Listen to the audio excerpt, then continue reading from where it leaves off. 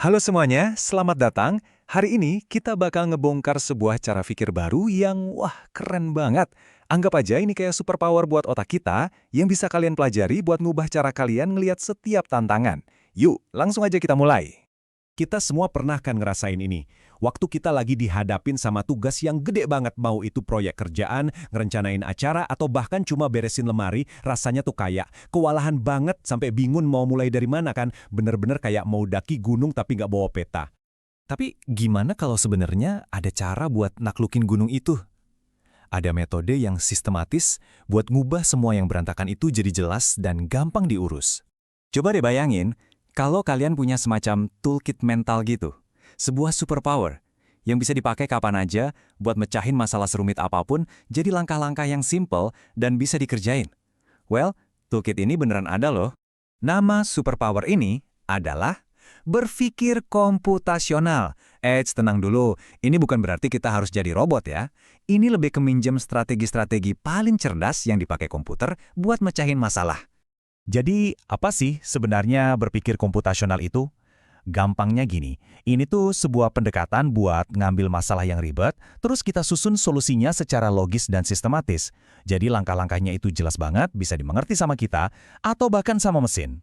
Nah, superpower ini tuh dibangun di atas 4 pilar utama. 4 teknik inti yang sebenarnya intuitif banget loh. Yuk kita bedah satu-satu biar kelihatan betapa sederhananya teknik-teknik ini. Oke, yang pertama, dekomposisi. Ini cuma istilah keren aja buat mecah masalah gede jadi potongan-potongan kecil. Mirip banget kayak waktu kita bikin to-do list buat proyek gede. Jadi, dari satu masalah raksasa, sekarang kita punya beberapa masalah mini yang jauh lebih gampang buat dihadapi. Contohnya gampang deh, merencanakan pesta ulang tahun. Kedengerannya ribet kan, tapi coba deh kita pecah jadi langkah-langkah kecil. Milih tempat, ngundang temen, nyiapin kue, bikin games. Nah, tiap langkah jadi enteng kan? Itu dia dekomposisi. Lanjut ya, yang kedua, pengenalan pola. Otak kita tuh sebenarnya udah jago banget ngelakuin ini secara alami. Intinya adalah nyari kesamaan atau tren yang berulang. Kalau kita bisa nemuin polanya, kita bisa pakai solusi yang sama berulang kali. Jadi hemat waktu, hemat tenaga.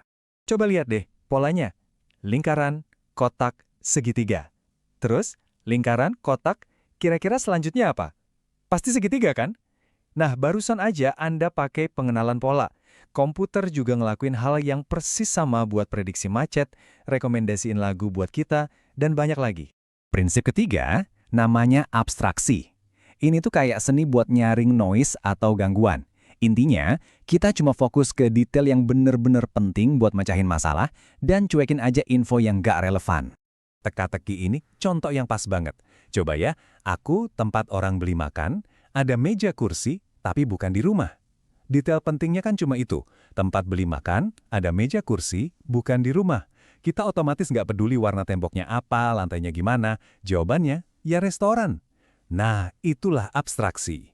Oke, dan yang terakhir, berpikir algoritmik. Kedengarannya teknis banget ya, tapi sebenarnya setelah kita mecah masalah, nemuin pola, dan nyaring info penting, langkah ini tuh cuma soal bikin rencana yang jelas.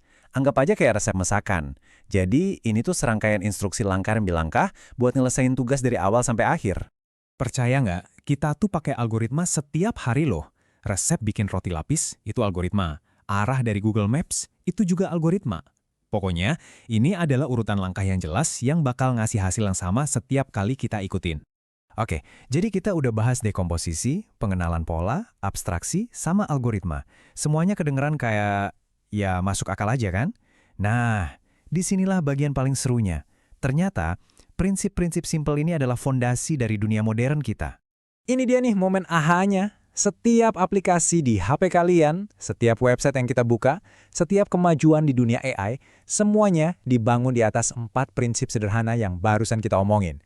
Ini tuh ibaratnya bahasa yang kita pakai buat ngobrol sama mesin.